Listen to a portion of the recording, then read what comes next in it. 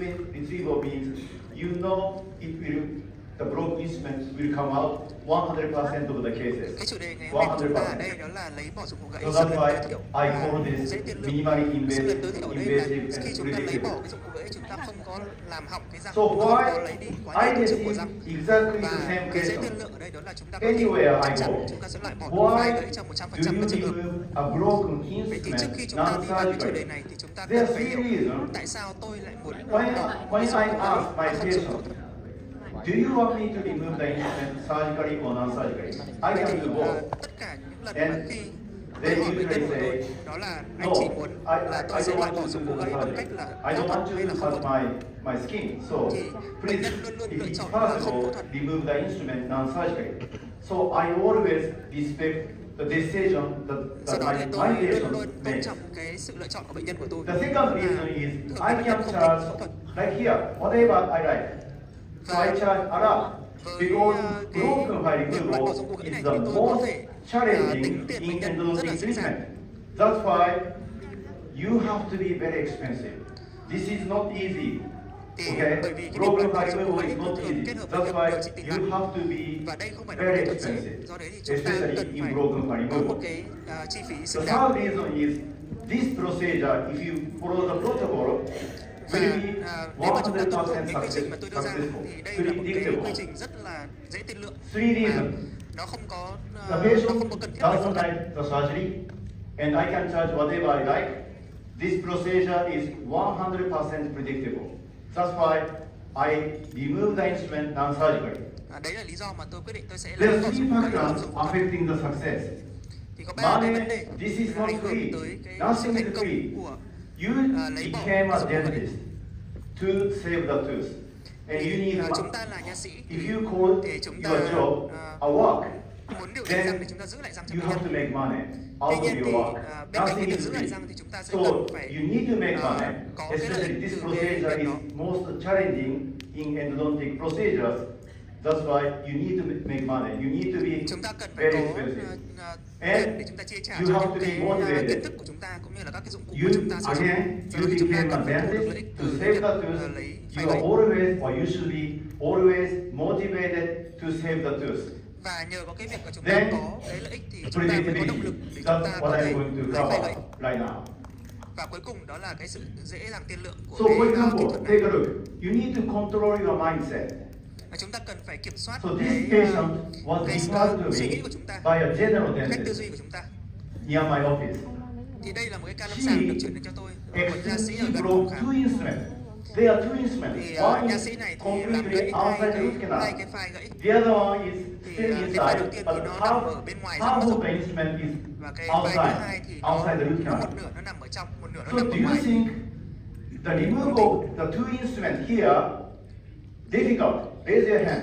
Thì chúng ta biết là để chúng ta ai mà nghĩ là cái việc mà loại bỏ Oh, phai gãy đây rất so là khó được hãy giơ tay đi. 95% thinks this is okay. Chúng ta hãy giơ tay đi. Chúng ta giơ tay vì đây là một ca chắc chắn là rất là khó. Many of you think the removal of the two instruments like here is difficult, right?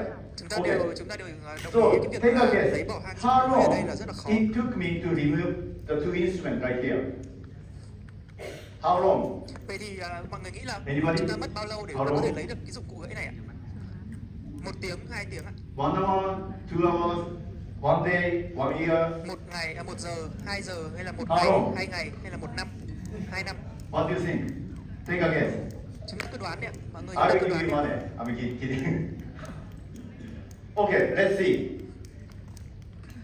So this radiograph was provided by the previous dentist. Thì cái hình ảnh X-quang này được cung cấp Then bởi the nha sĩ patient trước. arrived at my office. I took a radiograph myself, Thì and this is a radiograph. đến phòng khám tôi thì tôi Here, đã quyết where định chụp lại are một the cái two phim nữa. instruments? Thì hai cái phim đấy còn lại đâu mất Look, rồi. the instrument, two instruments, Hai cái dụng cụ drop gãy to đó the đâu mất rồi. coronal restorations. Thì thực tế là So khi mà when bệnh nhân I đến tới bên tôi removed the coronal restorations, thì the two hai cái instruments dụng came cụ đấy out thì nó đã with nằm ở a trong cái thân răng đó temporary rồi. crown. Nó nằm ở trong I chính did nothing. cái phù hình tạng của mà bác sĩ đó The, đã đặt cho bệnh nhân ấy. the attraction of the gravity Thì removed ở đây the two thì instruments. cái trọng lực đã giúp tôi. I didn't do anything. Chúng tôi không cần thiết phải Do you phải think làm gì I cả. charged the patient for the removal of the instrument? What do you think? Thì ở đây Yes tôi sẽ or no? tính, tôi có nên tính tiền bệnh Yes. nhân khi mà loại bỏ cái dụng cụ Of gãy course này I không? didn't. I'm not that person.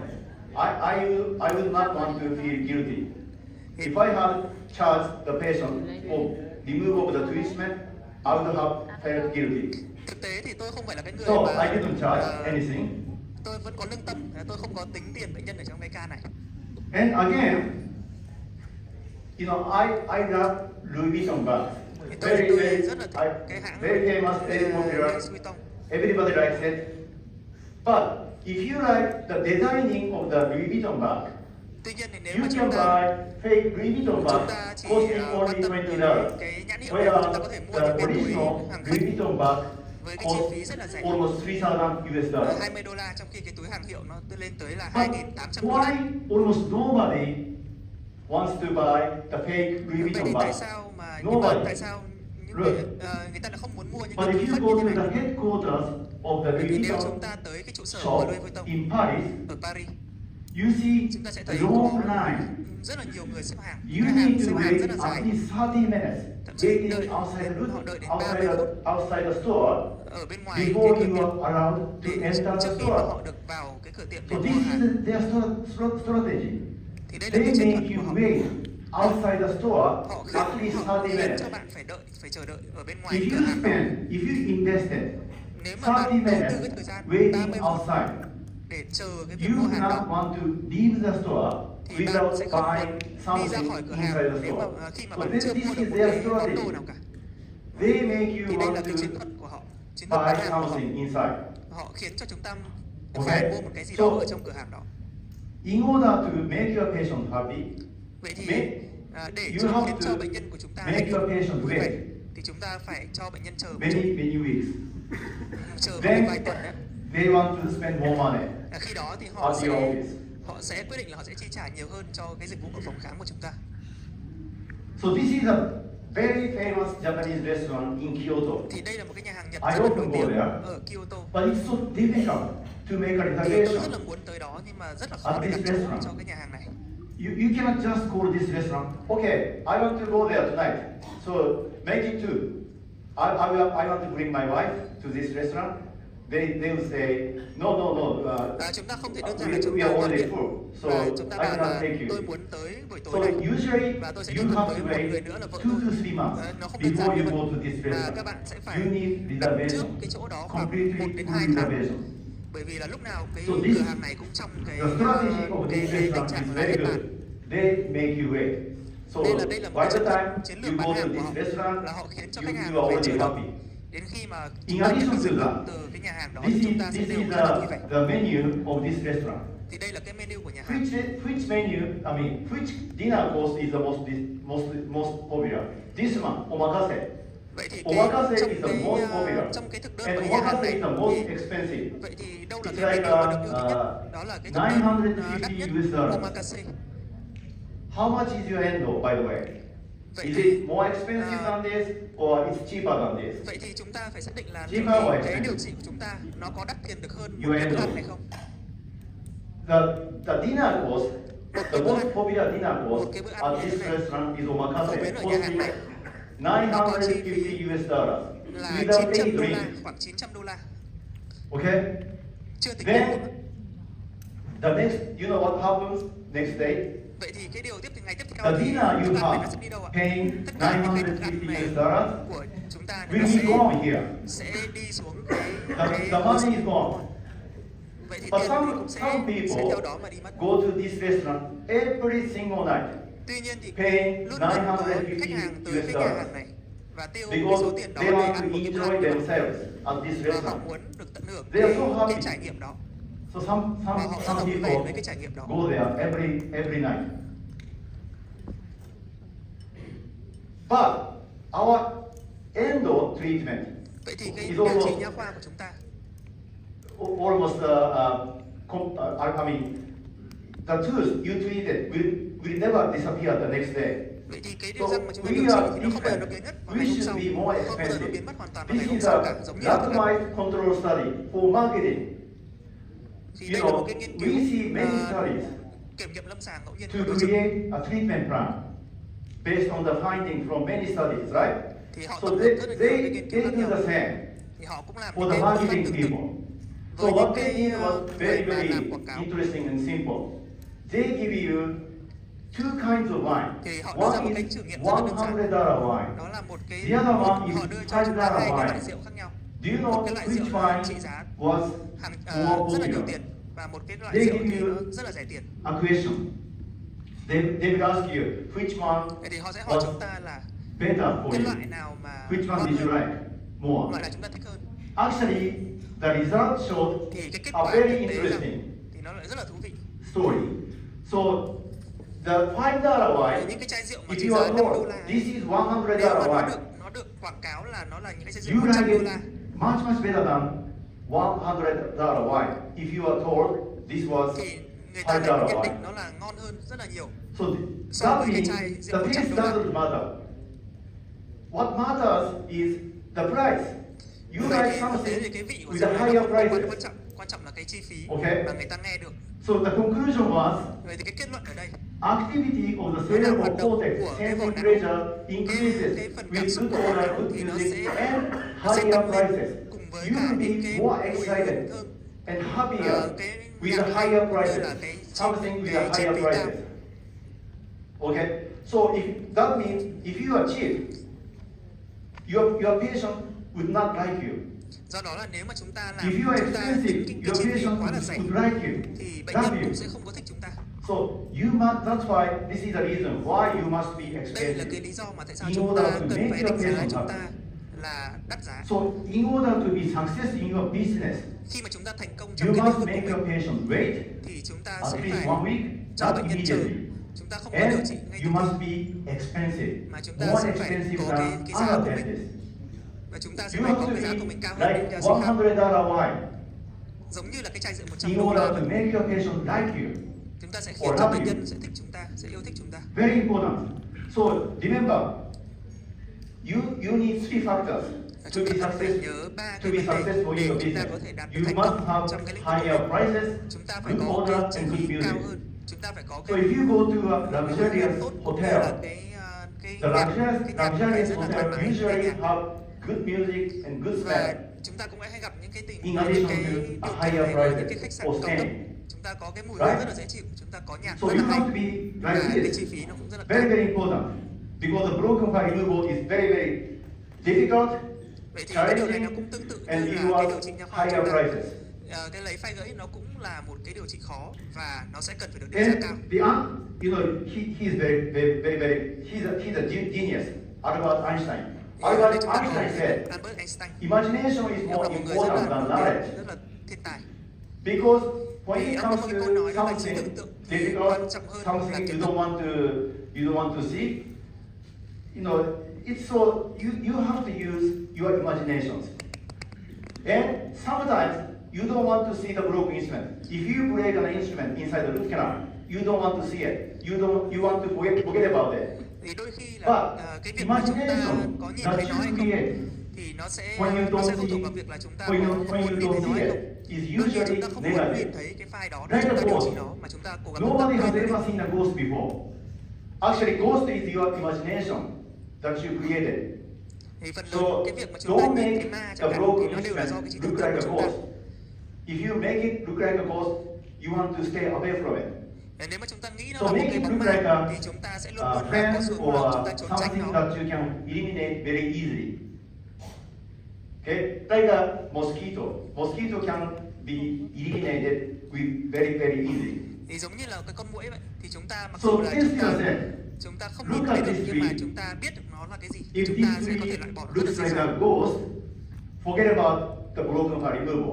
Hay như You một are cái not cây going to này remove thì it. nó có những cái hình ảnh mà nó rất là giống như một con ma. But Thì chúng ta everybody wants to luôn use chúng ta sẽ tránh xa famous cái painting. cây đó. This is a masterpiece, Hay tuy nhiên right? ví dụ như cái bức vẽ Everybody này knows this, right? thì chúng ta đều In biết this cái bức vẽ room. này đúng không ạ? But this looks like a ghost, isn't it? Cái khuôn mặt của cái người ở trong cái Right? bức vẽ này thì nó cũng giống It như là looks cái like khuôn a mặt ghost. của một con ma vậy. But everybody wants to Tuy see nhiên it. thì mọi người lại đều Just rất là because muốn this is thưởng famous. thức cái tác phẩm nghệ thuật This này. is worth more than $10 million.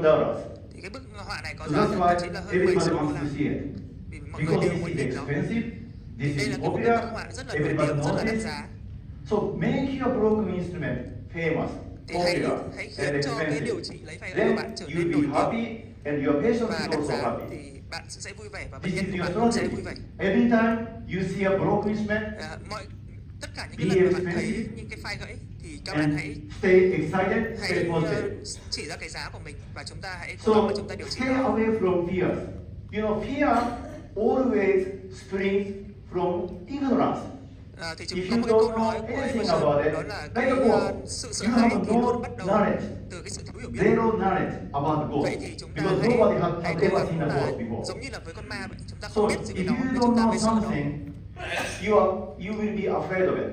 Nếu chúng ta So không biết gì try về to vấn đề đó thì chúng ta know chúng ta sẽ sợ những cái vấn đề đó khi chúng ta gặp phải. More about what you are afraid of. Vậy thì See, cái việc ở đây chúng ta cần phải Then làm đó là chúng ta hãy cố tìm you hiểu will be về friendly những cái thứ mà chúng ta and you want đang to sợ hãi. see it. Do đó thì để khi chúng ta nhìn thấy nó So chúng ta try sẽ to không còn sợ know nữa. more about what you are afraid of seeing. Then you'll be okay. Khi chúng ta hiểu biết, chúng ta For có kiến thức, example, chúng ta sẽ không còn sợ nữa. He is another genius. He invented MTA that I Đây là giáo use sư every Mahmoud single day in Tobias my Mizan. office. Thì ông là He người came mà to ra Japan đời 2015. He also came to Japan this year in May. Thì ông In cũng đã his tới lecture, he Nhật said, Bản if vào I tháng năm play này. an instrument, Thì ông có chia sẻ với tôi I rằng là, can't take it out. nếu mà tôi làm gãy If một cái somebody dụng cụ else breaks one thì for tôi không some thể lấy nó ra được, reason, tôi I không can thể cách take nào it tôi lấy nó out. ra được. Nhưng mà nếu mà là một người Why? khác What is the làm difference làm between gãy the một instrument cái that you dụng cụ broke đó and the instrument thì that bởi vì somebody một lý else do nào đó broke? thì tôi có thể lấy được cái file đó ra. No difference. Difference is in you. Vậy thì cái sự khác biệt đấy It's a không có piece gì of khác biệt metal cả. inside the root Nó canal. đều là một cái file gãy, No một cái mảnh difference. kim loại trong Difference răng. will be Nhưng cái with vấn đề ở you. đây, sự khác biệt chính là cái tâm lý của So chúng ta. you will make it different. So if you stay the same, Nếu chúng ta vẫn như vậy, stay chúng ta motivated, vẫn có cái stay động lực, positive, chúng ta you vẫn can remove lạc it. quan thì chúng ta có thể lấy bỏ cái file gãy đó. This is how you control your mentality, mindset. Vậy thì đấy là cách để chúng ta có thể duy trì cái What about tâm lý của chúng ta creativity? trước khi chúng ta tiến hành điều I chỉnh lấy did file gãy. a systematic review Thì tôi đã làm những cái nghiên cứu and tổng quan I hệ thống về examined file 30 gãy. studies Tôi đã from nghiên cứu 30 cái 1990 nghiên to cứu từ năm 2021 1990 tới năm on broken file 2021. removal. 2021. And I concluded Và tôi if kết luận you rằng followed standardized nếu mà chúng protocol, ta đi theo những you cái quy will trình be chuẩn 100% thì chúng ta có successful thể in chắc chắn chúng ta có thể lấy removal được of tất cả những cái difficult file gãy trong instruments. tất cả các trường hợp. Okay? So this was my conclusion. Thì đấy là cái kết luận của tôi. So this is a standardized protocol. Thì đây là cái quy trình mà đã được Start chuẩn hóa. with a treatment planning Chúng ta sẽ based lập on một the cái kế hoạch điều findings trị from the dựa trên CBCT.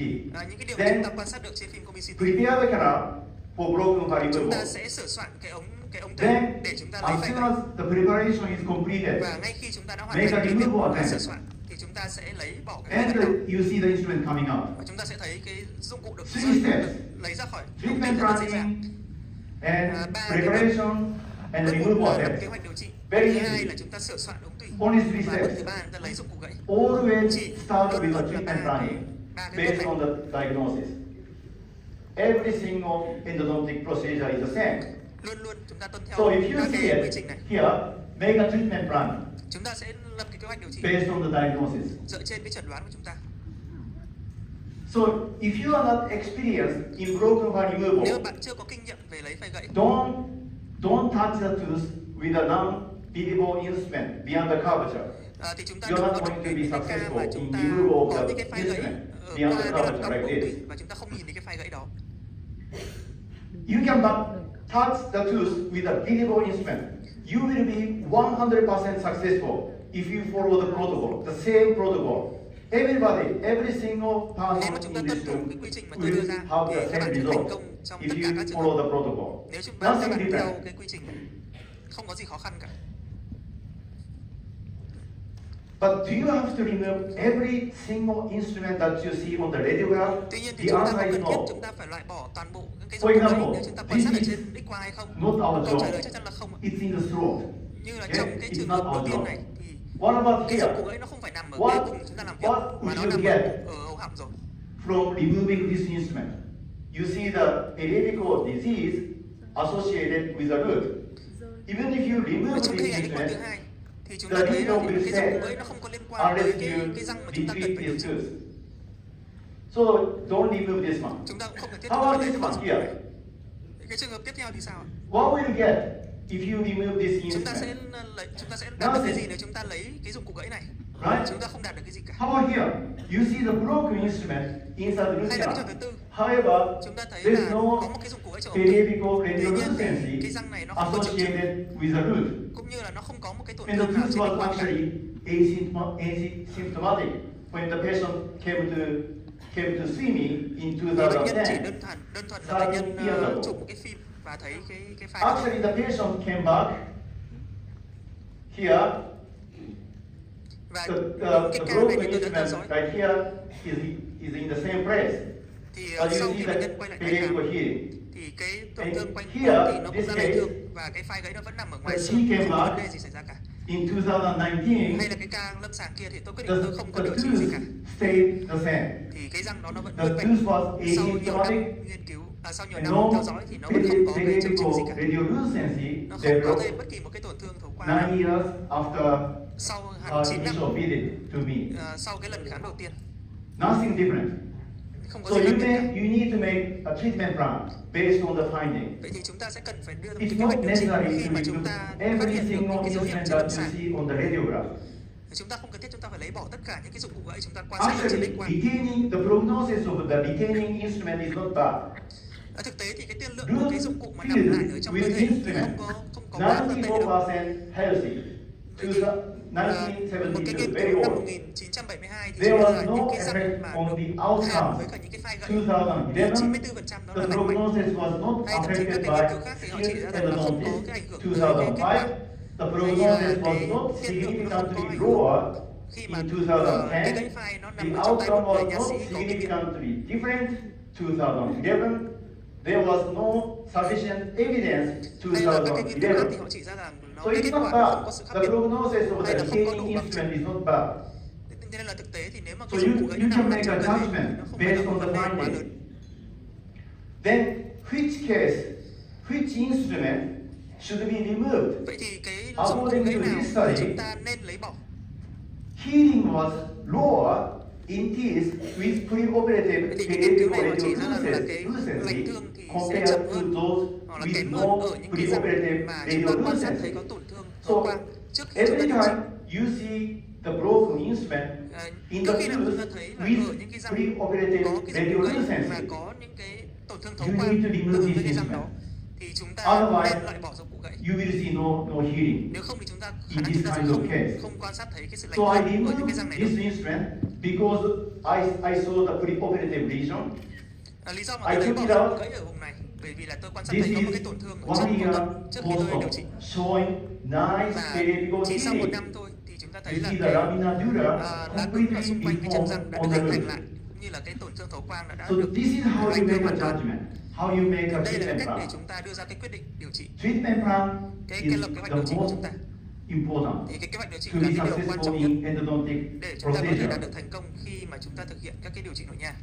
And you need to use Và CBCT chúng ta cần phải bắt buộc chúng ta phải sử dụng because CBCT. CBCT allows you to see Bởi vì the CBCT sẽ lesion, cho chúng ta preoperative quan lesion sát được cái tổn thương associated with rõ the ràng root. hơn. You can Đặc biệt measure là the cái mối instrument, tương quan you của nó can với cái measure chân the răng. curvature, Chúng you ta có can thể locate đo cái the chiều dài inner của cái wall file gãy, of the chúng ta có thể đo canal. cái góc cong của ống tủy. There Chúng ta có are thể four things đo cái chiều dài chân răng. that you have to identify using the CBCT. The presence of lesion Chúng ta and cũng sẽ xác định được trên phim the length CBCT of đó the là broken instrument cái and chiều the dài curvature của cái dụng cụ and là the bao nhiêu, cái location độ of the inner rộng của wall. cái tổn thương là bao nhiêu, You hay need là cái at độ least dày của cái thành four things thành before hàn you ở start cái your chân răng phía treatment. trong là bao nhiêu. Actually, this study shows examiners altered their treatment plan after viewing the CBCT scan in almost 50% of the cases. So, if you didn't Thì do một the cái nghiên cứu này chỉ ra rằng là CBCT, you những can cái be bác sĩ lâm sàng thì họ thay đổi cái completely kế hoạch điều trị wrong in sau half khi họ of đã your quan cases. sát cái phim CBCT, tức là It's nó not nằm ở good. khoảng 50% các cái trường hợp. It's not gambling. It Tức là will be cái like việc chúng ta chụp gambling if you phim don't use CBCT the CBCT. thì chúng ta sẽ có một cái chiến lược điều trị For tốt hơn. example, Nó không phải là còn do là cái you sự đánh cược see nữa mà là chúng ta any biết chắc chắn là chúng ta lesion? phải làm gì. When the tooth is Ví dụ như asymptomatic, trong cái trường hợp này thì một cái răng nó không okay, có triệu the chứng gì patient cả. says, I don't feel any pain. Tôi I'm không fine thấy with đau, the tooth. tôi không thấy có cái triệu chứng gì cả. Và But trên you saw trên cái phim the X quang broken instrument thì chúng ta thấy là right có here. cái dụng cụ You saw gãy the ở broken cái răng này. instrument. You don't see any và chúng ta periodical cũng không radio quan sát rõ ràng được frequency có on cái the tổn thương 2D ở cái dòng này hay radiograph. không. Ở trên cái phim Would X quang 2 chiều. would you remove this instrument or Vậy you thì will not liệu do chúng ta anything có about this lấy too? bỏ cái dụng cụ gãy ở trường hợp What này would hay you không? do? Chúng ta sẽ làm gì ạ? What Chúng ta would có you lấy do? bỏ dụng cụ gãy không? What's your treatment planning? Chúng ta để nó lại hay chúng ta sẽ There is no lấy bỏ dụng cụ gãy? treatment planning using just based on the 2D radiograph. Chúng ta không thể nào chúng ta lập So that's why you need to take kế hoạch điều trị CBCT. khi mà chúng ta chỉ có cái phim hai chiều. I took Chúng ta hãy CBCT. chụp cái phim Now, CBCT đi ạ. Và chúng ta sẽ what nhìn you thấy see? chúng ta What nhìn you thấy gì ạ? see on the sagittal view or Ở cái lát the cắt coronal view? cắt You see chúng a ta thấy là huge lesion một here, cái tổn thương rất là lớn big lesion on the base of buccal root ở canal. cái chân ngoài gần, Here, even here, kể cả những you cái see răng the external đã root điều trị is vì đó also trước đó nữa. root Chúng ta here. có cả những cái tổn thương ngoại tiêu trong răng. 84% of the cases with a preoperative lesion have the external root resorption. 84%, tôi nhắc lại I told you 84% các cái this trường hợp và earlier chúng ta có cái tổn before the thương break. cuống thì chúng ta So sẽ có cái anyway, ngoại tiêu trong răng. so in this case, you need to remove this Thì trong cái instrument. ca lâm sàng này thì chắc chắn là chúng ta To sẽ get phải periodical healing. loại bỏ cái dụng cụ gãy để So chúng ta I có took thể it đạt out. được cái sự lành thương của cái chân This răng này. is 6 months post-op Đây là cái showing hình ảnh lành thương sau nice 6 tháng. periodical healing compared Chúng ta thấy cái those sự lành taken thương của cái mô quanh preoperatively. chóp sau khi chúng ta đã lấy bỏ dụng cụ gãy và chúng ta điều So trị lại. don't trust the 2D radiograph Cái特điểm tôi đưa ra ở đây là chúng this ta đừng có tin instrument tưởng on cái the phim hai 2D chiều. radiograph can be in one of these, like a Thì, broken instrument chúng ta in nếu the ta thấy một cái vài buccal gãy root ở canal trên or the lingual root canal trên or in cái the phim quang hai buccal chiều root thì nó có thể nằm ở or các the cái vị trí lingual khác root nhau or như in thế a này. single root canal, Có thể could là be cái ống ngoài outside root canal của một cái or could răng be có hai ống in tủy. the Nó là có thể external là root nằm ở resorption. một cái ống tủy duy You nhất don't know hay this là một nó nằm unless ở you một ống take tủy của ba ống tủy CBCT. của răng đó, It's very hay thậm chí risky nó nằm ở một not cái to răng mà take có cái rách, CBCT when có cái rách making thành răng. making a treatment plan. Thì điều này nó sẽ ảnh hưởng tới cái kế hoạch điều trị của chúng ta. So this is another case. Đây You là see a với broken cái instrument, chúng ta but có you một cái do dụng cụ see gãy periodical và lesion chúng ta cũng nhìn on the thấy là 2D nó radiograph. có một cái tổn thương thấu But quang. this instrument can be in one of the root canals in the Tuy nhiên medial thì root. Could be in cái the dụng cụ gãy này nó có thể nằm ở medial một trong các cái lingual chân root răng canal ở phía gần, or it could be có thể in là the ống medial gần trong ống gần ngoài. buccal root canal.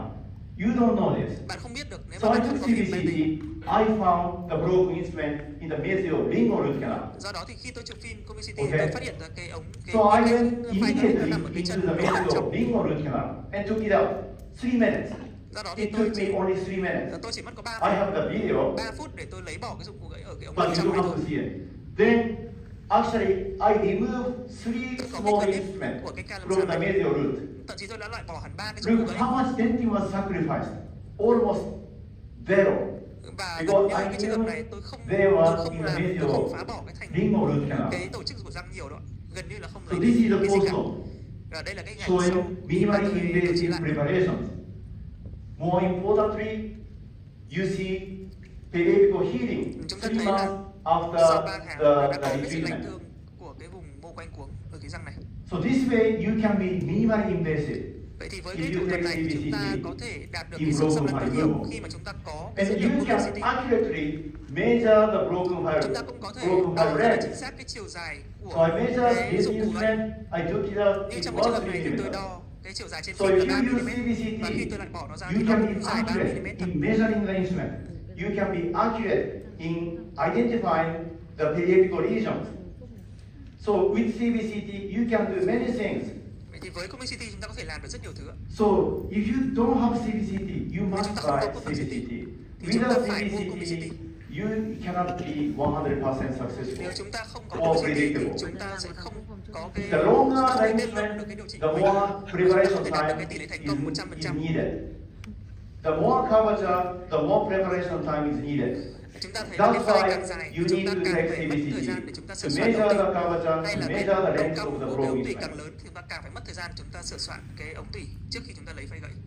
So that's why I did a study for the Japanese Endodontic Association Do đó thì tôi phải làm một cái nghiên 2010. cứu ở cái And I found nhà the broken Nhật Bản. instrument longer than 4.5 millimeters Nếu mà cái took dụng cụ ấy significantly nó lớn longer hơn time to 4,5 remove the mm instrument with ultrasonics. thì nó sẽ So giúp it's chúng ta very sẽ khiến chúng important ta to tốn thời measure gian the hơn instrument. khi mà So chúng ta let sử me dụng quickly chỉ show có sử dụng you dụng cụ siêu âm why để chúng ta lấy bỏ. it took lots of time if the broken instrument to if the broken instrument is Và cái more con số than đây là 4.5 millimeters. 4,5 mm. Thì nếu mà This is tại the cái mốc 3 này mm thì instrument. nó sẽ có cái sự khác biệt đáng kể giữa cái thời I'm gian going để chúng ta lấy to bỏ activate ultrasonics from the inner wall. You see the instrument dancing and coming out.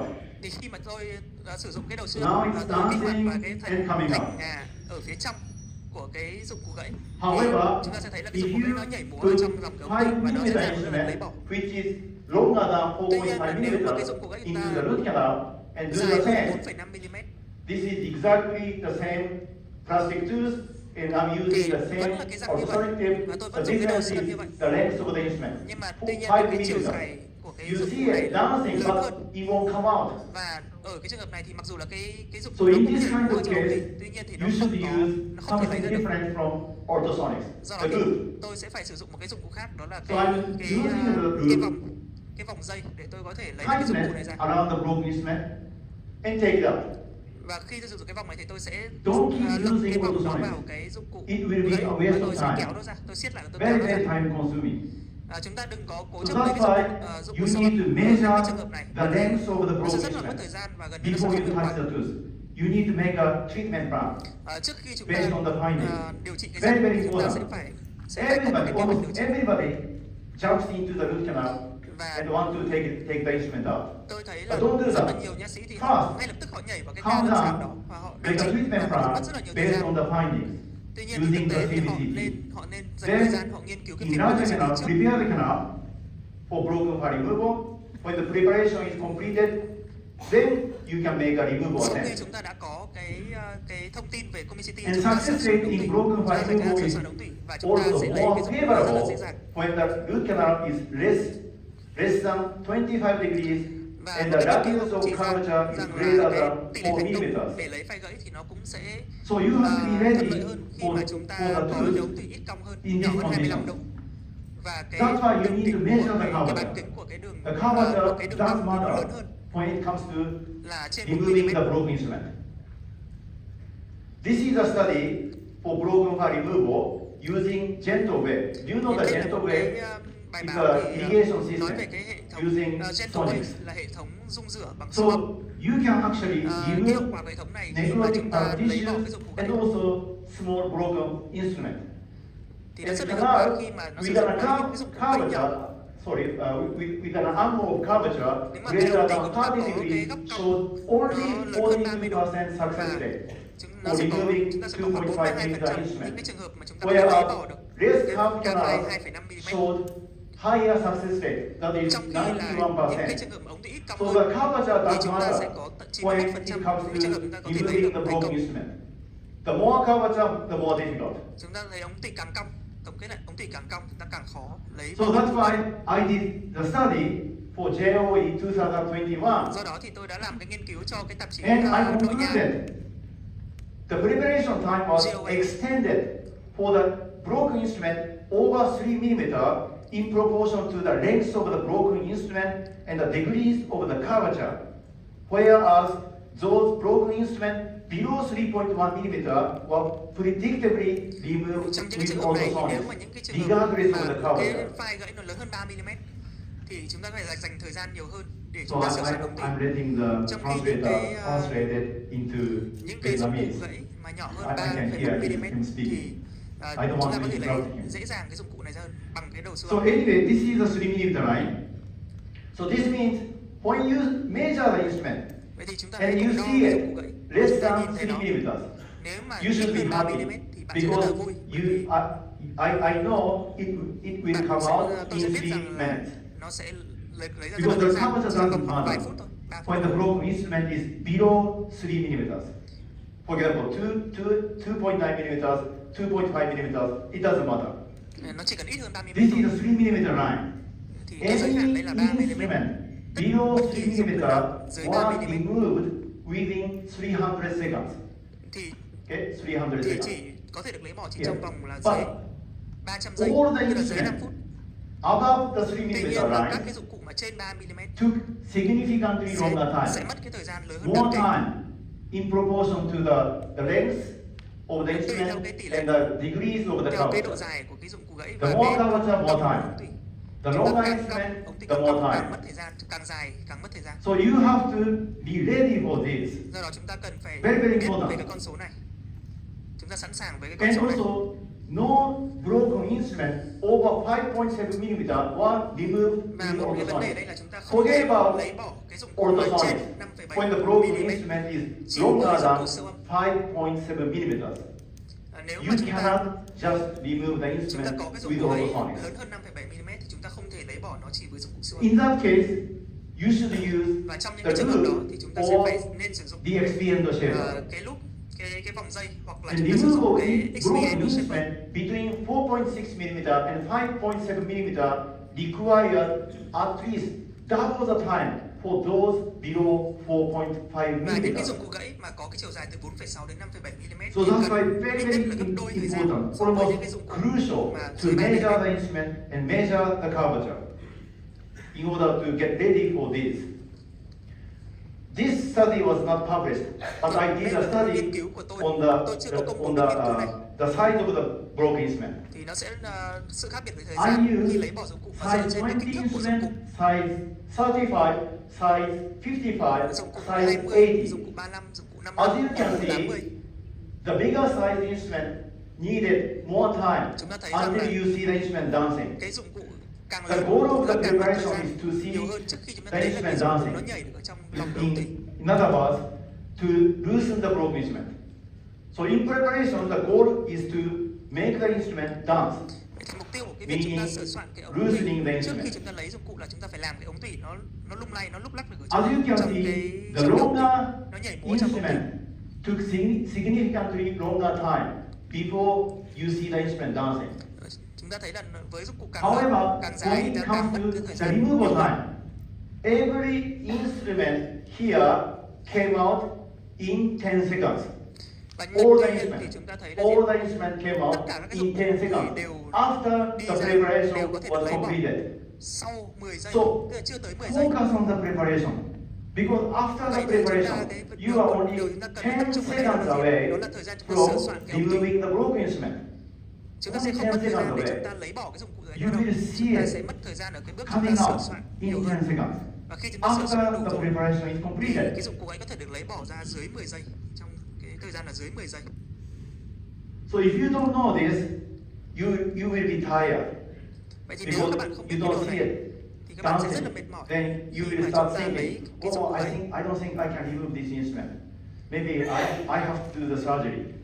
Thì đơn giản là vì chúng ta không But sửa soạn đủ cái ống thủy. if you know the fact, the longer instrument, Nếu các the bạn more biết được curvature, the bigger là instrument, nếu mà dụng cụ càng dài, it will dụng cụ take càng time, lớn thì more chúng ta time. càng phải tốn thời gian chúng ta sửa soạn cái ống thủy nhiều So hơn. how you prepare the canal for broken file removal is more decisive than Vậy how thì you cái cách mà remove chúng the ta broken sửa instrument. soạn cái ống thủy để chúng ta lấy cái file So đấy thì preparation, nó sẽ có spend cái tính chất time, quyết định hơn là spend việc good là time cách in chúng ta lấy bỏ preparing cái the dụng cụ canal. ấy. So now I want to talk about characteristics of mechanical Vậy removal. tôi sẽ nói về các cái đặc điểm của There việc are loại bỏ three bằng cơ học. methods to remove Chúng ta a có broken 3 cái instrument: cách để chúng ta loại bỏ cơ mechanical, học. chemical, and Và surgical. loại bỏ dụng cụ But ấy đó surgery là should be cơ done học, hóa học only when và you see the phẫu broken thuật. instrument outside the root canal, because you can be super minimally invasive. Vậy thì If chúng you ta find the broken instrument in the periapical tissues, not inside the root canal, because you don't have to touch the tooth. You just thì raise the chúng ta có flap cái bước phẫu thuật, and take it out. có cái phương pháp phẫu thuật thì chúng ta chỉ dùng khi mà cái dụng cụ ấy bị Right? đẩy ra ngoài So trong. you can be super Nếu minimally mà chúng ta invasive. khi đó thì chúng ta What sử about the dụng chemical method? phương pháp phẫu thuật It thì will nó take sẽ lots xâm of lấn tối time thiểu hơn. Chúng ta không phải động đến răng. if you do the chemical method, because it will take lots of time Và to cái việc dissolve chúng the ta sử metal. dụng những cái dụng cụ Dissolving the metal những cái will phương pháp take hóa lots học of time. thì nó không có So hiệu it quả will bởi be vì nó sẽ time rất là tốn thời gian. consuming. So I Và don't nó không có hiệu recommend quả. this method. What I want to recommend is the mechanical method Do đó thì tôi using khuyến cáo chúng ta ultrasonics. sử dụng cái phương pháp cơ It's học, more sử dụng những realistic. cái đầu siêu âm. So, for example, if you see the broken instrument, I was treating this tooth, but I saw it. Ví I dụ trong told the trường hợp patient, thì tôi do you want me tôi to đang điều trị remove cái this răng còn lại. instrument? Tuy nhiên But thì this tôi has nhìn thấy nothing to một do with the cái periapical file disease. gãy nằm ở ngoài But chóp she răng. said, I feel sick if I had the instrument, the metal inside my bone. Thì tôi So mới bảo bệnh nhân là please có take thể it out. chúng ta để đấy chúng ta theo dõi. I don't care about Nhưng mà surgery. bệnh nhân bảo Okay. là tôi không thấy yên tâm. I Tôi will thấy do the là surgery không and take it không out. yên tâm khi có một So I dụng cụ gãy took it nằm out. trong This người is a mình. 3 months Rồi post-op. tôi quyết định là tôi sẽ phẫu thuật, Like tôi lấy this. cái dụng cụ gãy này ra. So it all depends on the patient. Cái này thì nó You phụ thuộc vào have bệnh to nhân. let your patient decide. Chúng ta nên để cho bệnh nhân You tự have quyết to định. let your patient set a goal. Chúng ta sẽ để bệnh nhân đặt You cái have mục to tiêu, đặt you cái have mục to tiêu cho have cái điều trị. some discussion Chúng ta nên with your có một sự thảo patient luận với bệnh before nhân you start your trước khi chúng ta start your tiến hành điều treatment. trị. Treatment.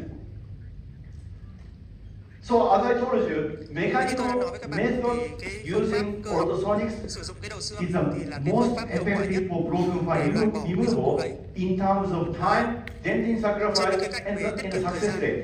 cái sự hy sinh cái mô của bệnh nhân. So this is the Đây là orthosonic cái tỷ lệ handpiece. thành Do công. you know how Thì it đây works? là cái dụng cụ siêu âm. Because you need to use orthosonic handpiece. Thì chúng ta sẽ phải sử dụng những cái đầu siêu âm này. You have crystal disc Chúng ta đây là inside cái the cơ chế của cái handpiece. dụng cụ này. Thì chúng ta If sẽ you có một cái apply đĩa high và voltage tinh thể.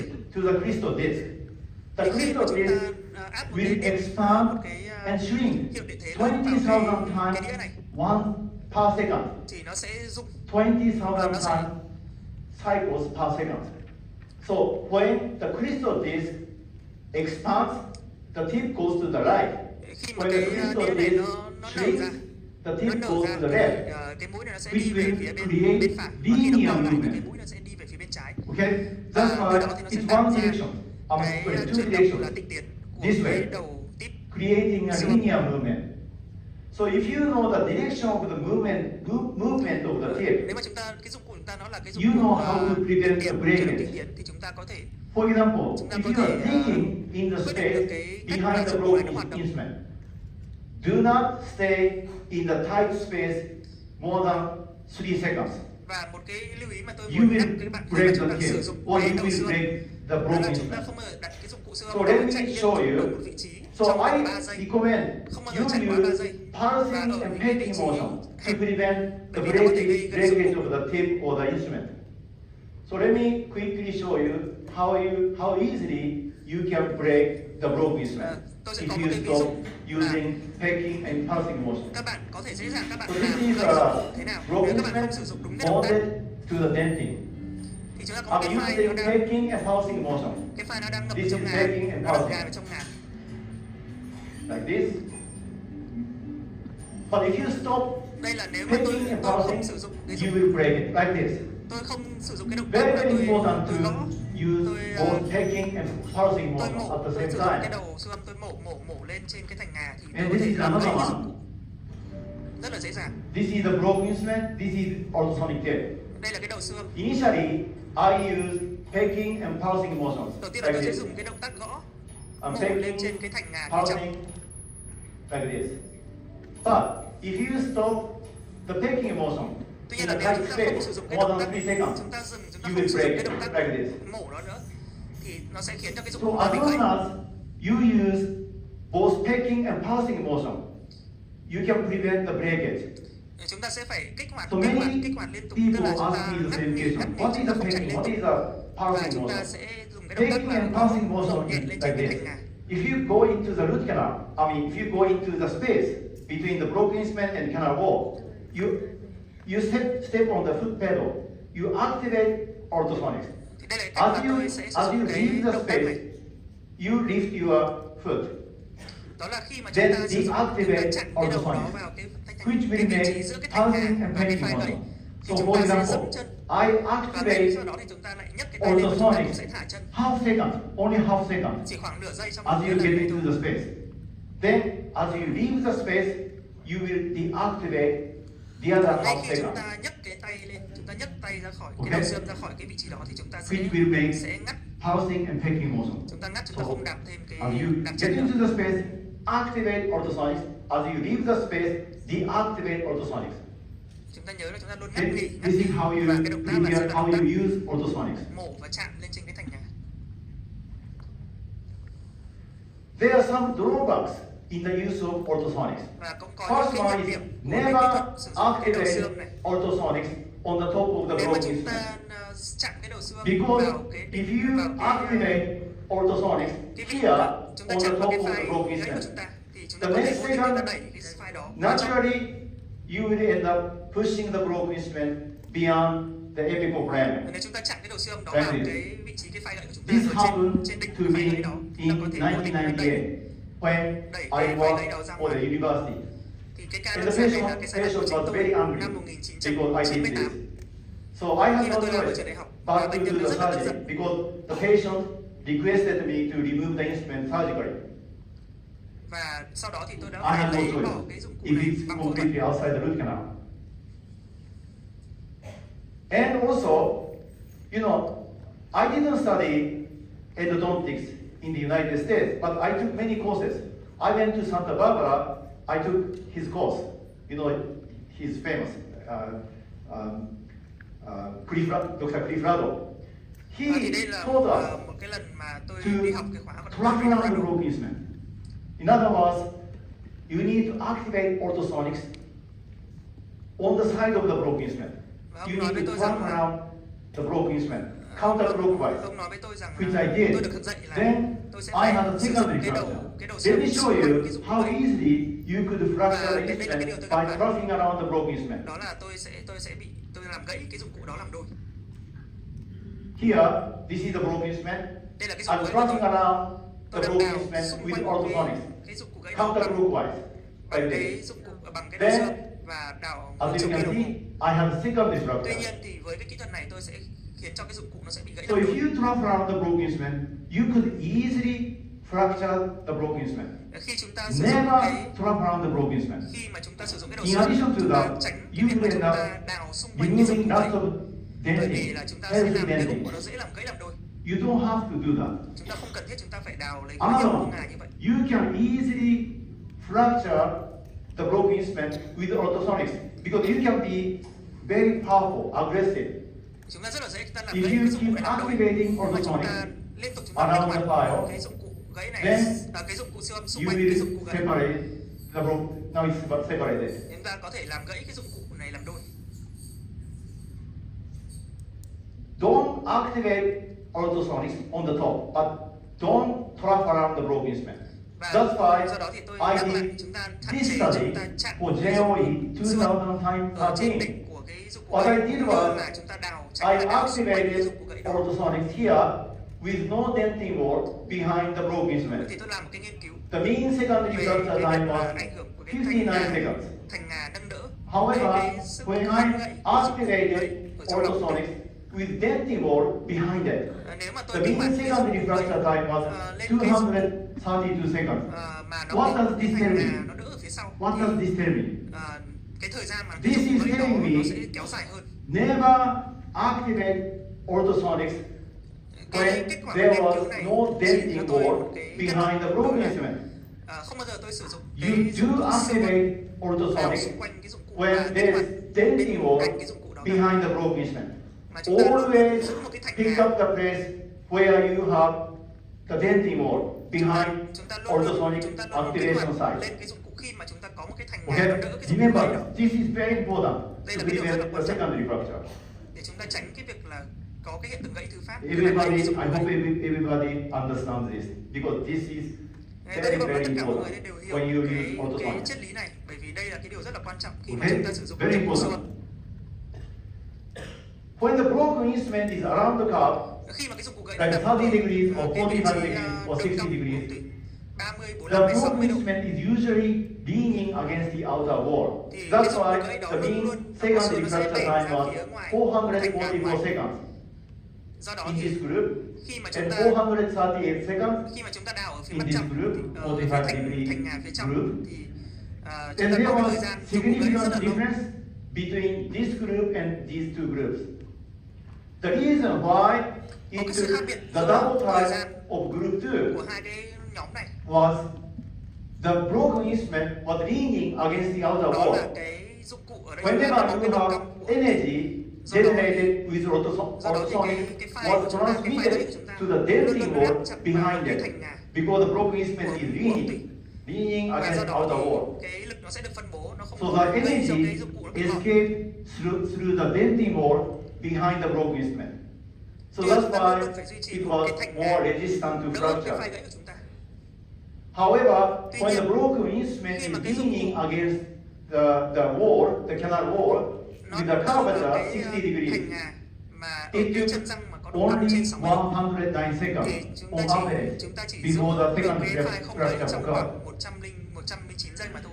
So the reason why Cái lý do ở đây, the mean secondary time was significantly reduced cái was thời gian của cái the file này nó bị giảm đi internal đáng kể, bởi vì là cái file này nó bị stress. So that's why Nó you đã có need cái to stress measure the do cái diameter, độ you cong need to công measure ty có sẵn rồi. the length of the instrument and apply ultrasonics where you have denting wall behind it. Chúng ta luôn luôn kích hoạt cái dụng cụ khi mà Never cái file wrap của chúng around ta the broken instrument. có một cái thành You ngà will break đỡ ở it. phía You sau. will have the secondary fracture. Always activate ultrasonics on the inner wall. Chúng ta chỉ kích hoạt cái đầu xương ở cái thành trong Measure the của mình mà curvature. thôi. If it's more than 60 degrees, you have 100 seconds before the secondary fracture. Chúng ta với cái ống And kính be vận công careful 60 độ, about chúng ta chỉ có khoảng heat hơn 100 giây generation. trước khi mà cái Because file nó gãy làm the đổ. heat builds up to a higher degrees, the instrument will become susceptible to fracture. Và khi chúng ta sử dụng cái đầu xương ở trong ống thủy, So for nó làm example, tăng nhiệt độ this is a brand và new khiến cho nickel cái file titanium chúng ta instrument. dễ dàng bị gãy hơn. Look, here I'm going to apply ultrasonics to the brand new nickel titanium instrument. Tôi sẽ đặt một cái In đầu the xương dry condition. vào một cái file nighttime mới nguyên. Let's see what will happen. So Chúng it ta thấy là điều gì xảy fractures ra? on 3 seconds Chỉ mất khoảng after 3 the giây. application of ultrasonics. Mất khoảng 3 giây là cái dụng cụ Only 3 dụng cụ seconds. này nó sẽ gãy. However, Tuy nhiên, if you put it in water, nếu mà chúng ta ngâm cái dụng cụ này ở trong nước và chúng ta kích hoạt dòng siêu âm, you will have different result. chúng ta sẽ có cái thời gian gãy. It will not break in 3 seconds Chúng ta sẽ có because cái the thời gian temperature gãy in kéo dài water hơn. will not exceed 100 degrees. Bởi vì là cái nhiệt độ And khi mà chúng ta ngâm ultrasonic nó trong nước activation will thì nó sẽ reduce. hạn chế cái việc tăng nhiệt ở cái So file that's này. why it didn't break in 3 seconds, but it will break in 32 seconds. Đó, thì do đó thì cái dụng cụ này nó sẽ không gãy ngay ở Right. 3 giây mà nó sẽ gãy 32 sau khoảng seconds. tầm 30 giây. So how do you prevent the breakage? Vậy thì làm thế nào để Apply hạn chế cái ultrasonics sự gãy của dụng cụ? where you have denting wall behind it, and do not generate too much heat. So Chúng ta phải nhớ là according chúng to ta the luôn có study một done by thành ngà răng nâng đỡ cái dụng cụ gãy. Marcus Và chúng ta Hammer's không nên để nhiệt độ in nó tăng quá Canada, cao. when the temperature goes up, the instrument will become susceptible to fracture. Khi mà cái Right nhiệt độ there. tăng lên thì cái dụng cụ nó All sẽ the dễ bị gãy đi instruments hơn. at 60 degrees Khi mà các cái dụng cụ này đạt đến 60 độ after thì chỉ sau 1,000 khoảng tầm cycles khoảng because of gần the 1.000 chu kỳ là nó đã gãy rồi. generated by rotating the file around the card. So do not let the temperature go up. Do đó thì chúng ta Then đừng bao giờ chúng ta để cái you nhiệt độ can nó lên prevent quá cao, the fracture of the lên quá instrument. cao thì chúng ta sẽ hạn chế được cái nguy cơ gãy file. In addition to that, if you have temperature rise 10 degrees above the body temperature for more than Khi 1 chúng ta minute, có cái nhiệt độ you will tăng lên end 10 độ up C so với nhiệt độ cơ thể, damaging the PDL, chúng periodontal ta có thể ligament. có nguy cơ chúng ta You làm can tổn thương dây easily chằng nha chu. raise the temperature 30 degrees more than the body temperature in a few seconds. So I covered the root surface with a utility wax. Thì The đây là một cái melting ví dụ point khi of mà tôi bọc cái dân răng utility này wax is với cả cái sáp, 66 thì cái sáp nó degrees, sẽ nóng nung chảy, nó sẽ nung 30 chảy ra ở degrees 66 above the độ body temperature. So if you see it, C. Trên nhiệt độ cơ thể khoảng melting, 30 khoảng 30 độ. meaning the temperature on the root surface is more than 66 degrees. Điều này Let's thì see chúng ta sẽ how thấy là fast cái you can reach this temperature. sáp nó sẽ chảy ra ở nhiệt độ đó. So I'm going to place the ultrasonic tip inside the root Tôi canal. sẽ đặt cái đầu xương ở trong lòng cái ống thủy này Then I'm activating ultrasonics. và tôi sẽ kích hoạt Pay cái attention to đầu this xương area. ở đây. You see the wax already melting Và chúng ta sẽ thấy after là only 5 seconds. chỉ sau 5 giây 5 seconds. sáp bắt đầu chảy So ra you quanh can cái chân raise răng the này. temperature to Điều đó đồng nghĩa được là 60 cái nhiệt degrees độ over 66 nhiệt degrees độ in của 5 seconds. cái mô nha chu bên ngoài quanh răng này nó bị tăng lên trên 30 độ so So với you, nhiệt độ cơ thể. you can easily raise the temperature above 66 degrees with ultrasonics. You can be very, very aggressive Chúng with ta ultrasonics. với cái So nhiệt độ this is tăng cao như another thế này reason thì nó why sẽ rất là gây you tổn should hại đến not dây chằng nha chu. anesthetize the patient in this treatment. Đây là lý do mà tôi I would rather have rất là my hạn chế patient tôi gây complain tê cho bệnh about nhân what I do. khi mà tôi điều trị lại, tôi lấy phay gãy. If the patient is silent, Nếu mà bệnh nhân I'm very much worried about it. Okay? If the patient feels pain, Nếu bệnh the nhân thấy đau, patient usually say, nghĩa là bệnh doctor, nhân you are hurting me. bệnh I nhân have sẽ phản hồi với pain. tôi thấy đau Then I can always stop và khi đó tôi sẽ dừng lại. whatever I was doing. Khi đó thì tôi sẽ biết là tôi sẽ So dừng lại. here, the dentist was trying to remove the metal post. Thì Here, trong cái trường hợp này, he was thì nha sĩ successful thì họ in removing the metal cố gắng post, loại bỏ một cái but he chốt was not kim loại. successful in saving Thì the anh tooth ta đúng là anh ta đã thành công because trong cái việc loại the bỏ tooth was cái extracted chốt 40 kim loại. hours after the thermal Tuy injury. nhiên thì chúng ta thấy là sau 48 giờ thì có Because cái hiện tượng hoại tử this dentist của dây chẳng anesthesized the patient. The patient didn't sau feel 48 pain giờ. during the procedure, orthosonic procedure. Và bởi vì bệnh nhân này được gây tê nên là khi đó And thì the bệnh nhân damage không thấy đau. took place here in the coronal one third and the middle one third. Ta thấy là cái nhiệt nó tăng lên rất là Because nhiều ở phần ba the thấp và metal phần ba post giữa. extended to the Đây chính là middle one cái third. vị trí của cái chốt So he chốt was kim loại. using orthosonics at a higher power, and he was creating Và lots of bác sĩ này thì đã sử energy, dụng lots of cái pressure, đầu right? xương ở cái mức độ But he rất là was cao. not realizing he was Tuy damaging nhiên the thì anh ta PDS không có nhận ra rằng because là the anh ta đang patient làm didn't complain about tổn the thương pain. cái dây chằng nhá chu do cái việc tăng sinh nhiệt. Never anesthetize the patient. Chúng ta Very dangerous. nên tránh cái việc gây tê bệnh nhân khi chúng ta thực hiện những cái điều trị. And never touch the outer wall Và chúng ta cũng lưu ý là because không bao giờ there's chúng ta nothing nên good about touching the outer không wall chặn cái đầu with your xương orthosonic lên cái tape. thành răng phía ngoài. If you touch the outer wall, you will end up Nếu chúng ta creating a chặn cái red. thành răng phía ngoài Once thì you chúng ta sẽ có nguy created a cơ red, chúng ta tạo it's ra so một cái difficult khớp. to bypass the red. Chúng I ta will làm talk một about cái tạo it ra một cái later. đường sai. But it's good not to use it on the outer wall. Chúng ta không nên chạm cái đầu xương lên cái thành phía ngoài. Chúng ta chỉ chạm lên thành phía I trong thôi. intentionally fractured an instrument in the extracted tooth, Ở trong trường hợp này I tôi cut cố it in gắng là half. tôi làm gãy một cái file And I found this. trên cái răng What do you đã nhổ see? ra này. Và tôi chia cái răng làm You đôi, see, tôi sẽ nhìn thấy gì ạ? the apical portion for the Tôi middle sẽ thấy là portion cái phần 1/3 giữa, is phần 3 not trong surrounded của cái by file gãy này the root canal walls. thì nó không có But chạm, if you look không at có the tiếp xúc corner với one lại cái part, thành you ngàn. see the root canal walls Tuy nhiên holding the thì broken ở instrument. 1/3 trên So if you want to remove thì this cái instrument, thành ngàn nó đang giữ what cái file would gãy you của do? chúng ta. It's very simple, right? Because all you have to do is to create a space on the inner wall, right here. Thì cái Because khi there's chúng no ta denting biết wall là holding cái the thành broken ngàn nó đang instrument giữ ở from vị trí the nào apical one side thì to chúng ta the middle one chỉ side. cần chạm cái đầu xương vào cái thành phía trong và chúng What's ta có thể holding giải the phóng broken cái file này rất là instrument dễ is dàng. only the coronal one side of denting. Cái ngà chỉ có cái ngà răng ở phía 1/3 And this is trên another nó case. đang giữ cái file gãy. Somebody broke an instrument in the practice here, and this is the tip of the instrument.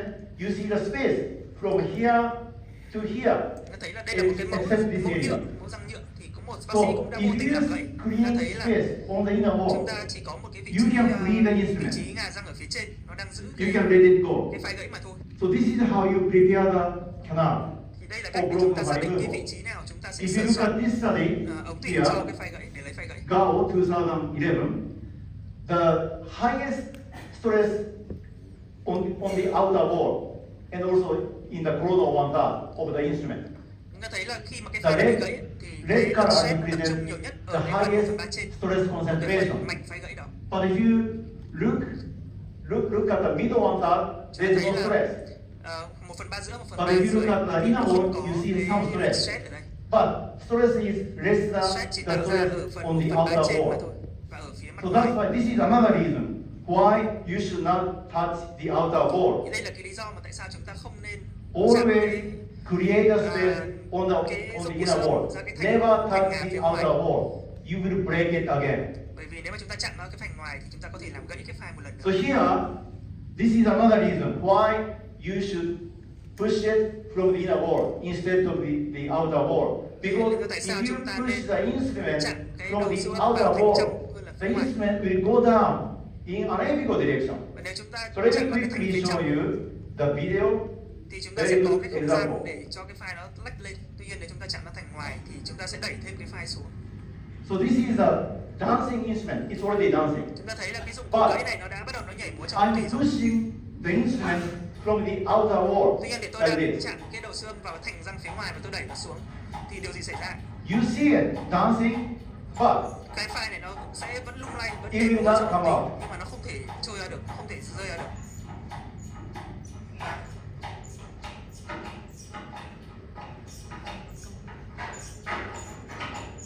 It's not coming nó out. không thể rơi ra được.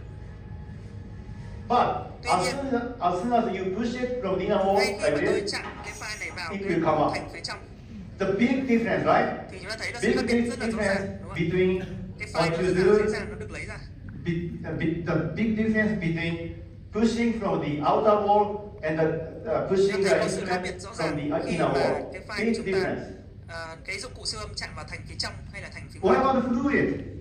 What kind of fluid should be used Cái dung dịch nào in nên được broken sử file dụng removal? để chúng ta có thể lấy bỏ file gãy. According to this study, Và theo cái nghiên cứu này here, low viscosity and thì low chúng ta nên surface sử dụng tension một cái increase dung the dịch mà ability nó of có cái the độ nhớt thấp fluid to cũng như là cái sự cân bề penetrate nhợt thấp into small anatomical thì spaces. nó sẽ cho So you should use thẩm thấu fluid vào những cái vị with trí, low những viscosity, cái so you cái can không gian get giải it phẫu nhỏ. into the space between the root canal wall and the broken instrument.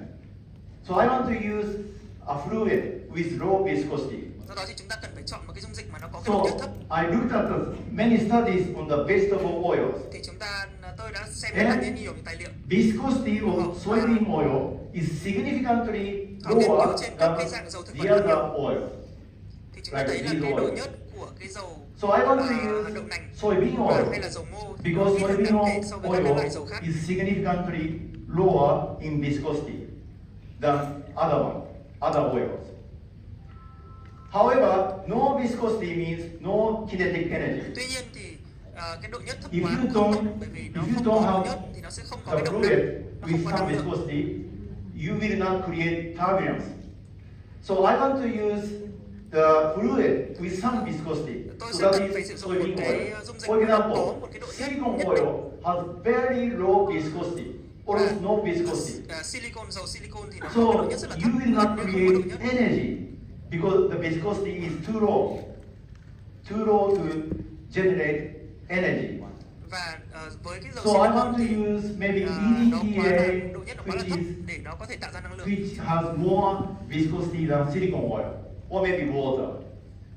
I want to use soybean oil when the curvature is more than 30 degrees because I can create more energy in the presence of soybean oil.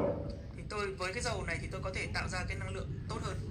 So then when do you use silicon oil? Vậy thì khi nào chúng ta nên sử dụng dầu silicon? So if you look at this, if you look into the dictionary says silicon oil is characterized by low viscosity and super low surface tension and excellent lubricity.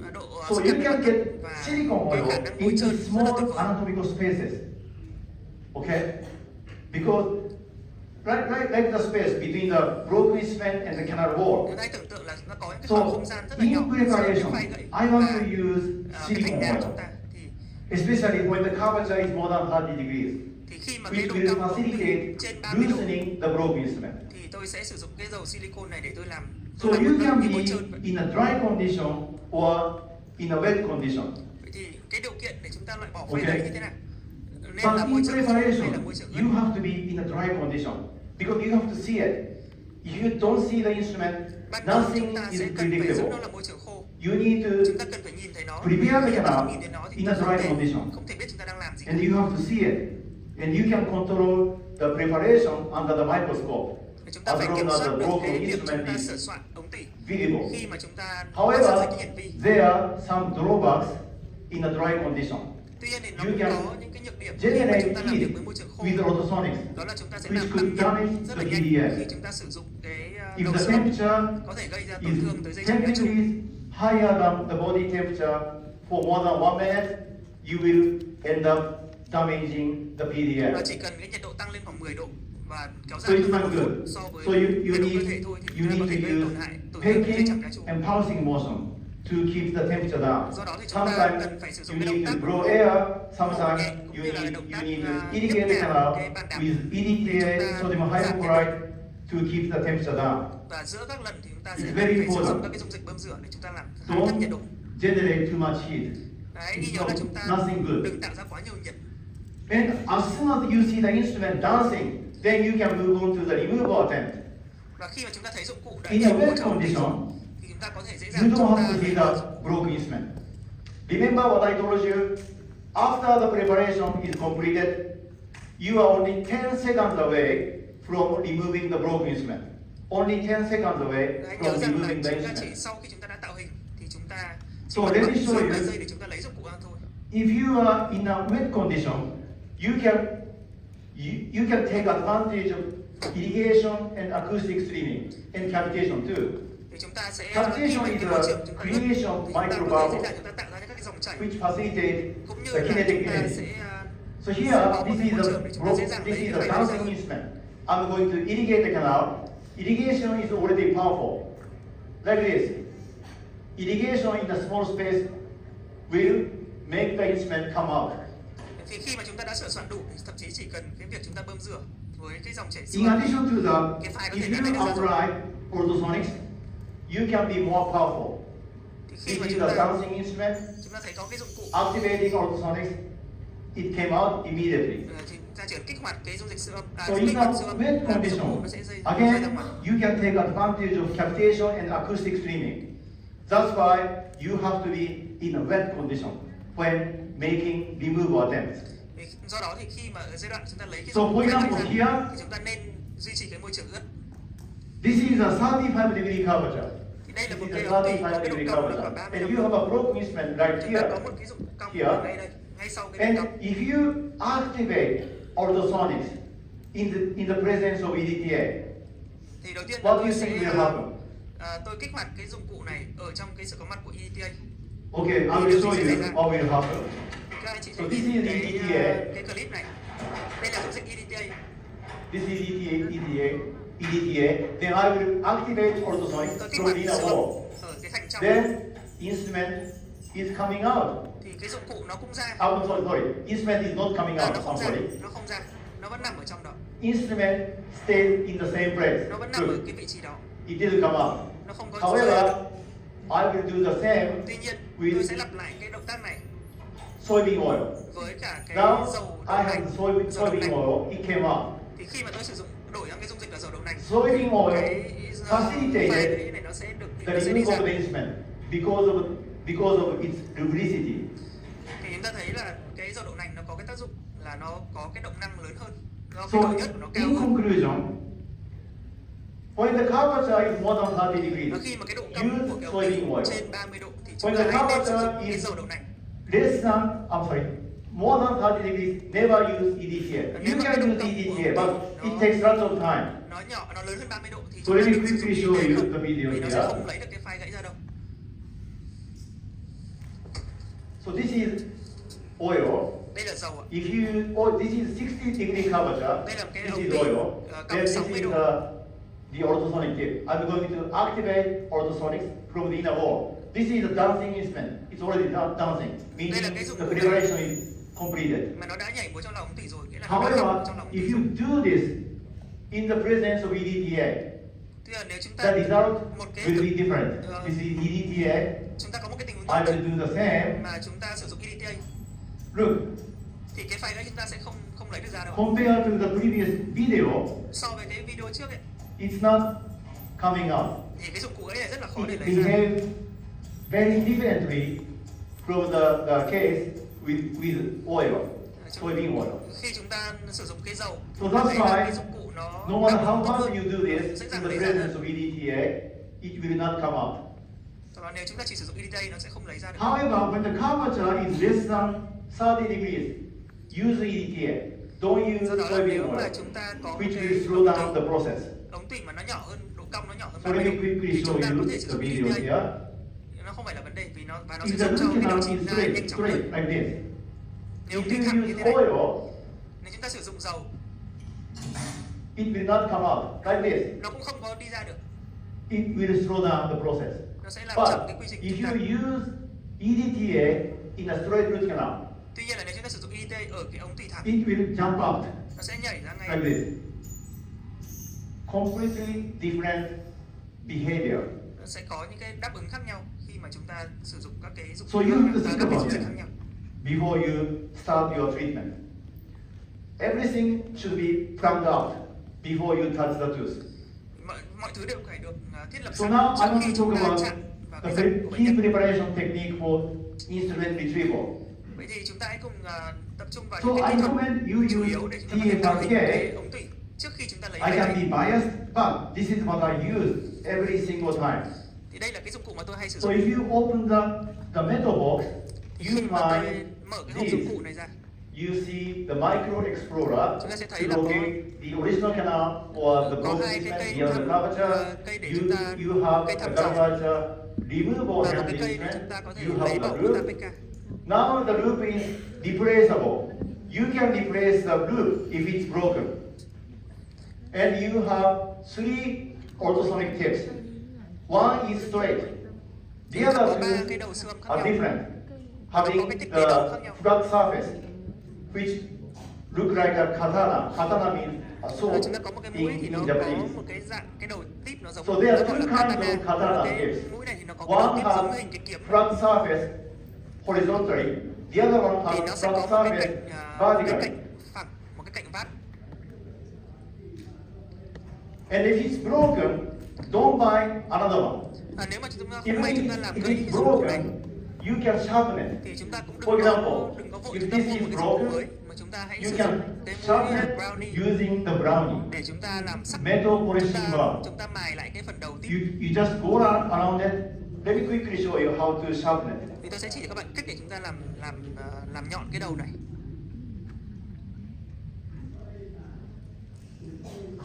So first, you have to be parallel to Chúng the ta sẽ tip. cho cái dụng cụ Use này the nó side of the brownie. song song. Use the side of the Chúng brownie. ta sử dụng cái phần cạnh phía bên của cái mũi brownie You này do thôi. this around the tip. Chúng ta sẽ What I'm doing here is just reducing the diameter of the tip. và những mục tiêu là ta sẽ làm giảm cái đường kính của cái đầu dụng cụ này.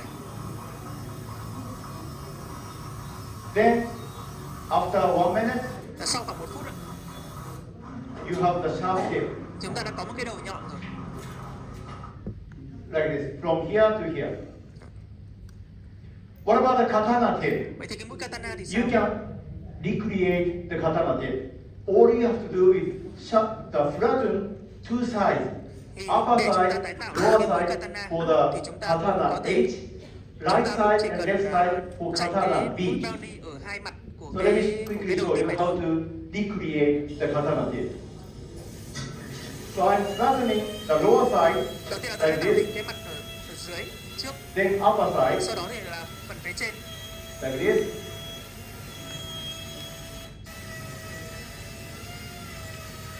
Then make the tip triangular. Và tôi sẽ tạo ra cái mũi tip này thì nó có cái đầu After that. hình tam giác. So it's a small weapon. Be careful not to touch your skin. Thì cái mũi này rất là nhọn đấy, nên là chúng ta You can easily lưu ý chúng ta sẽ không cut đâm, it. cẩn thận không là đâm vào tay. Chúng ta có thể cắt vào tay. So it's about, this is the dimension. So it's about 0.5 millimeter wide and 0.1 millimeter thick. Thì cái mũi này nó sẽ có cái độ rộng là khoảng So 0,5 it's a small mm weapon. và When I did a cái độ nặng của hands-on nó chỉ là course 0,1 in mm Germany, thôi. somebody brought me an apple. Can you cut this with your ultrasonic tip? Yes, I said yes. But I cut my skin by mistake and it was bleeding. So be careful when you Và use this. chúng ta lưu ý Not là to cái mũi này nó rất là sắc. touch it, Do đó touch thì it, touch your skin. chúng ta phải lưu ý không là chúng ta sẽ đứt tay khi mà chúng ta chạm vào cái mũi này đấy. So they are the materials I use for broken file removal. Thì đây là cái dụng I start with những cái vật liệu mà tôi number sử 3 dụng. GT bar Thì tôi to sẽ enlarge the bắt đầu canal. với cả cái mũi When the curvature is more than cái 15 số ba. degrees, I would use 6002 high flex CDM or nickel titanium instrument in the same size. Và Then sau đó thì tôi I sẽ will sử dụng create a cái, space hoặc là tôi on có the thể inner sử dụng wall những cái mũi using small size IDM và ultrasonic side tape. để tôi có thể tạo Then ra thẳng I một cái will ống tip. use Sau đó tôi sử dụng các cái đầu siêu âm ultrasonics or the Ultrasonic. loop or the XPM the shaper rồi to để remove the tẩy bỏ instrument cái gutta in thì the tôi sẽ presence dùng of đầu siêu âm soybean oil or EDTA. hoặc là những cái mũi XP So this is the first step in preparation. First, enlarge the canal using number 3 GT Đầu tiên bar. là tôi sẽ dùng cái You can, mũi if you want to be more số ba. conservative in enlarging the canal, you can use number 2 instead of number Thì 3 nếu chúng ta GT muốn bar. muốn sửa soạn ít Then hơn, ta có thể sử dụng brush cái against the cái outer mũi số wall 2 thì nó sẽ lấy to đi ít nhà create hơn. a funnel shape. Don't make it straight. Don't make it parallel.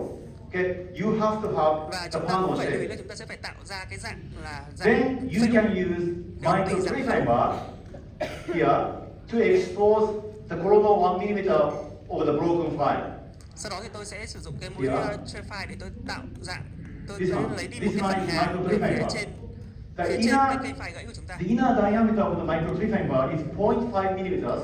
The outer diameter is 0.8 millimeters. Đường kính trong của cái mũi So trace file any này là 0,5 instrument và đường kính less ngoài là than 0,8 mm. 0.5 millimeter can be removed with a micro three-time bar because it's rotating counterclockwise at 600 RPM. Thì nó có thể lấy So lấy any bỏ bởi instrument can be removed if trên mũi it's cái mũi only trace file này. less Và than cái mũi này thì chúng ta nhớ là chúng ta sẽ chạy 0.5 với tốc độ millimeters. là If the 600 vòng broken một phút instrument và is ngược chiều kim đồng hồ. 0.6 millimeters, don't use the micro three-time bar. Tuy nhiên là nếu cái file của chúng ta mà có đường kính là So khoảng if trên you are 5 lucky, mm thì các bạn you có sử dụng cái can mũi này. remove the broken instrument with a micro three-time bar.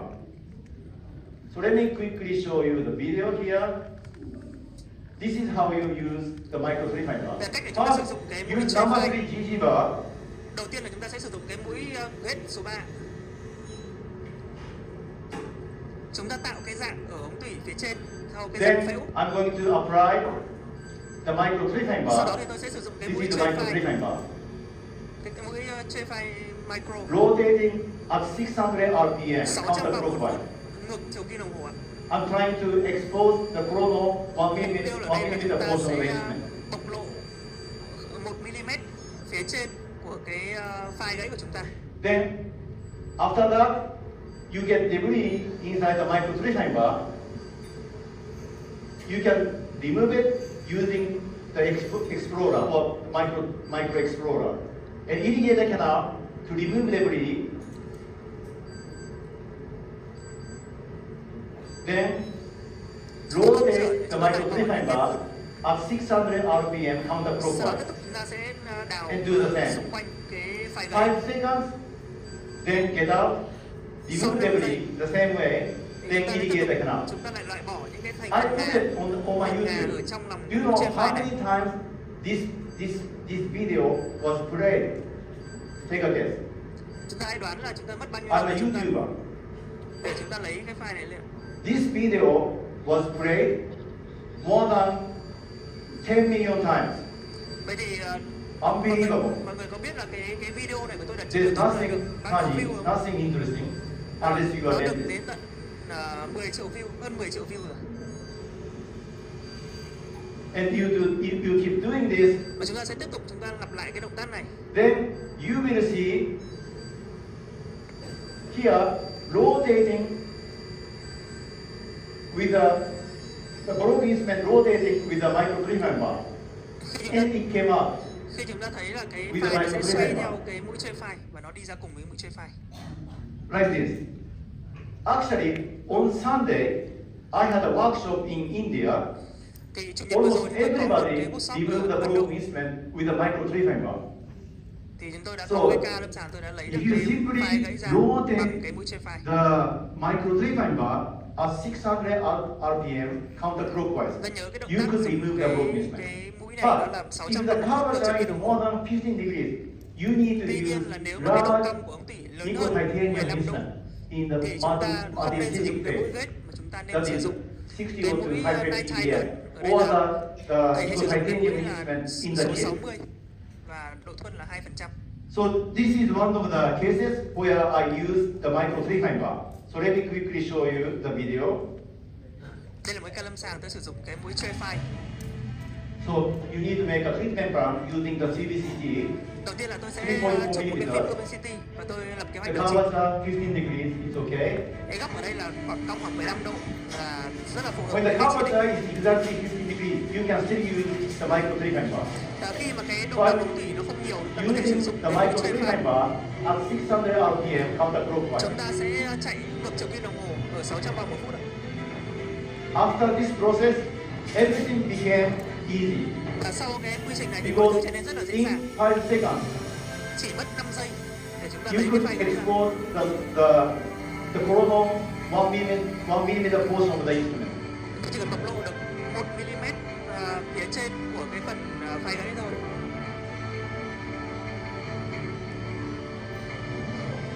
So it's rotating at 600 RPM, 600 counterclockwise. một chiều kim đồng hồ.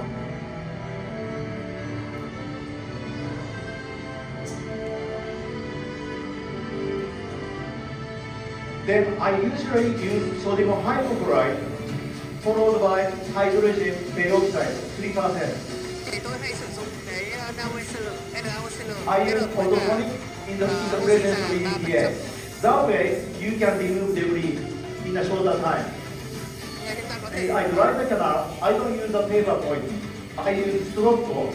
thì tôi sẽ sử dụng ở đây tôi không làm khô bằng cái côn giấy mà tôi sử dụng cái đầu hút xốp côn, là cái đầu hút